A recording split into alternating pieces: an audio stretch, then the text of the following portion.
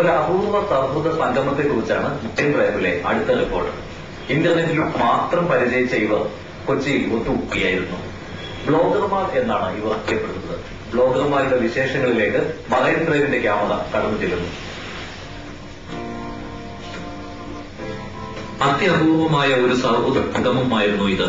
പല തൂലികാ നാമങ്ങളിൽ ഇന്റർനെറ്റിലൂടെ മാത്രം അറിഞ്ഞവരാണ് ഇവർ. മനസ്സിൽ തോന്നുന്നത് മലയാളത്തിൽ കുറിച്ചിട്ട് ഇന്റർനെറ്റിലൂടെ സഹൃദയർക്ക് എത്തിക്കുന്നവരാണ് ഇവർ. ഇവരെ ബ്ലോഗർമാർ എന്ന് വിളിക്കും. blogspot.com എന്ന സൈറ്റിലൂടെയാണ് ഇവരുടെ സൗഹൃദം. ഇവരുടെ ബ്ലോഗർ നാമങ്ങളും രസകരമാണ്.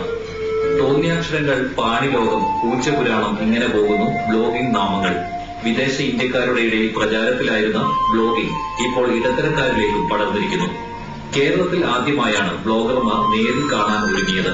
ഇതിനു മുൻപ് ബാംഗ്ലൂരിലും UAE-യിലും ബ്ലോഗർമാരുടെ സംഗമം നടന്നിരുന്നു. പലരും തൂലികാ നാമങ്ങൾ ഒന്നിച്ചുകൂടിയപ്പോൾ വെളിപ്പെടുത്തി.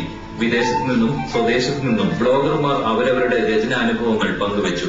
ബ്ലോഗിംഗ് എന്ന് പറയുന്നത് ഒരു വെബ്സൈറ്റ് ആകുമ്പോൾ നമുക്ക് സാമ്പത്തികമായിട്ട് അതിന് പൈസ ഇറക്കണം. പോരാണ്ട് HTML, JavaScript എന്നീ കോഡുകൾ കമ്പ്യൂട്ടർ ലാംഗ്വേജസ് അറിഞ്ഞിരിക്കണം. അപ്പോൾ ഇതിനൊന്നും താല്പര്യം ഇല്ലാത്തവർക്ക് നമുക്ക് സ്വന്തമായിട്ടൊരു ഡയറി കുറിപ്പ് പോലെ ഇന്റർനെറ്റിൽ ചെയ്യാവുന്ന കാര്യമാണ് ബ്ലോഗിംഗ്. അതായത് ഒരു കഥ എഴുതുന്ന ആൾ, അല്ലെങ്കിൽ കവിത, ചിത്രങ്ങൾ, അല്ലെങ്കിൽ ടെക്നിക്കലായിട്ടുള്ള മറ്റു ആർട്ടിക്കിൾ, ഇതൊക്കെ നമുക്ക് മറ്റുള്ളവരെ കാണിക്കണം, ഷെയർ ചെയ്യണമെന്നുണ്ടെങ്കിൽ അത് നമുക്കൊരു ബ്ലോഗ് ഓപ്പൺ ചെയ്തിട്ട് നമുക്ക് അതിലൂടെ ഷെയർ ചെയ്യാം. ഇത് കംപ്ലീറ്റ്ലി ഫ്രീ ആണെന്നുള്ളതുകൊണ്ടും ഇന്നിപ്പോൾ മലയാളം നന്നായിട്ട് നമുക്ക് എഴുതാനും പ്രസന്റ് ചെയ്യാനും പറ്റുന്നുള്ളതുകൊണ്ട് ബ്ലോഗ് വളരെ പോപ്പുലർ ആവുകയാണ്. എന്റെ ഫ്രണ്ട് ആദ്യം ബ്ലോഗ് വായിക്കുന്നത് കണ്ട് ഞാൻ ചോദിച്ചു എങ്ങനെയാണ് മലയാളം കൊണ്ട് കമ്പ്യൂട്ടർ കണ്ടു തന്നെ ശരിക്കും അത്ഭുതമായിരുന്നു. അങ്ങനെ ചോദിച്ചപ്പോൾ ഇങ്ങനെ മലയാളത്തിൽ ബ്ലോഗ് എന്ന് പറഞ്ഞ ഇതുണ്ട്, ആൾക്കാരെ എഴുതും, നമുക്ക് വായിക്കാം, നമുക്ക് ഇഷ്ടമുണ്ടെങ്കിൽ കമന്റ് ഇടാം, അങ്ങനെയൊക്കെ പറഞ്ഞു. എന്നിട്ട് എനിക്ക് അതിന് ലിങ്ക് അയച്ചു തന്നു എങ്ങനെ ചെയ്യണം എന്നുള്ളതിനെ കുറിച്ച്. പിന്നെ ഞാൻ ഒബി എന്നാണ് ഫ്രണ്ടിന്റെ പേര്. ഒബി പറഞ്ഞിട്ട് അതിങ്ങനെ ചെയ്ത് നോക്കി. ക്രമേണ ശരിക്കും ഈ മലയാളം ബ്ലോഗിംഗ് എഴുതുന്ന പറഞ്ഞാൽ ഒരു പ്രോത്സാഹനം മാത്രമേ തന്നിട്ടുള്ളൂ. അപ്പൊ അത് കാരണം ഇൻസ്പയർഡായി അങ്ങനെയാണ് ബ്ലോഗിലേക്ക് വന്നത്. എന്റെ പേര് മുല്ലപ്പൂ എന്നാണ്. ഇന്നിവിടെ ശരിക്കും ഒരു എല്ലാവർക്കും വളരെ ഇൻട്രസ്റ്റിംഗ് ആയിട്ട് തോന്നിയ ഒരു കാര്യം തന്നെ, എന്റെ ഓഫീസിൽ വേറെ 2 ബ്ലോഗേഴ്സിന് ഞാൻ ബ്ലോഗ് എഴുതുന്നതെന്ന് അറിയില്ലായിരുന്നു.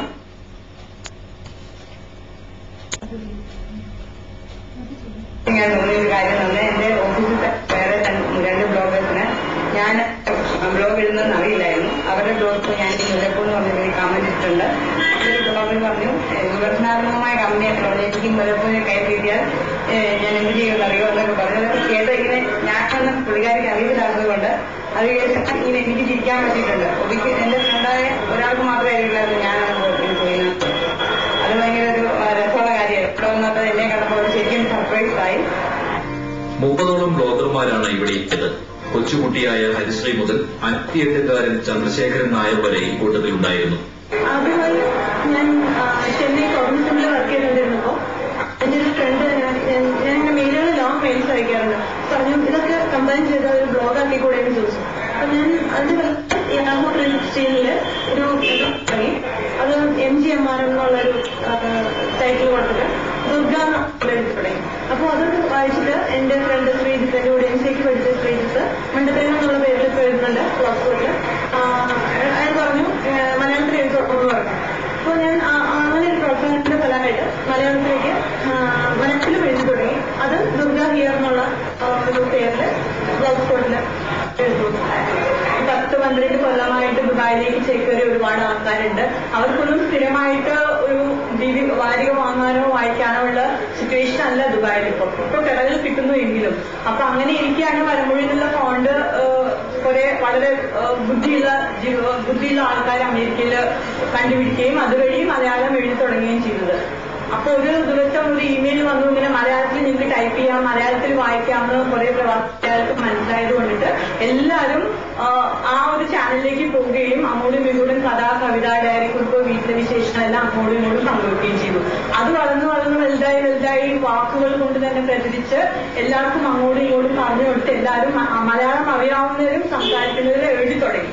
എന്താണെങ്കിലും അത് എഴുതി തുടങ്ങി. എല്ലാവരും വായിച്ചു. ഉടനെ തന്നെ അതിൽ കമന്റ് ഇട്ടു. അഭിപ്രായമോ വ്യത്യാസമോ യോജിപ്പോ വിയോജിപ്പോ എല്ലാം അതിലൂടെ വന്ന് അതൊരു വലിയ കൂട്ടായ്മയെ വളർന്നു. സഭ്യവും നിയമാനുസൃതവുമായ എന്തും എഴുതാം. ഭൂലോക കോളനിയിൽ സ്വന്തമായി ഒരു തുണ്ട് ഭൂമിയുള്ള ആർക്കും കാൽക്കാശ് വലിപ്പണം കൂടാതെ അംഗമാകാം. ഇതാണ് ബ്ലോഗർമാരുടെ ആപ്തവാക്യം. ഒന്നിച്ചു കൂടുവാനുള്ള തീരുമാനത്തോടെയാണ് ബ്ലോഗ് പിരിഞ്ഞത്. ഭൂലോക ക്ലബിൽ ആകുന്നതോടെ അടുത്ത തവണ ബ്ലോഗർമാരുടെ കൂട്ടായ്മയ്ക്ക് വലിപ്പം കൂടും.